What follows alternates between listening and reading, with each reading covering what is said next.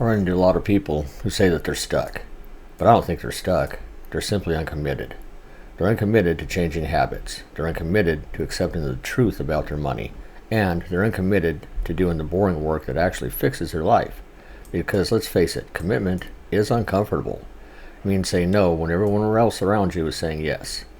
It means doing the work even when you're tired. It means looking at your bank account and deciding, I'm done. This changes now. I've been there. Feeling stuck is frustrating, but it's also safe. Why? Because as long as you stay stuck, you don't have to decide.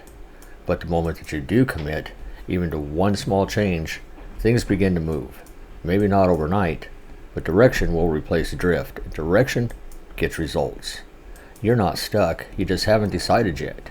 And once you do decide, everything starts to shift. So make the choice. I'm not saying it'll be easy, but you deserve a better life. But know this, it's up to you to build it. It's time.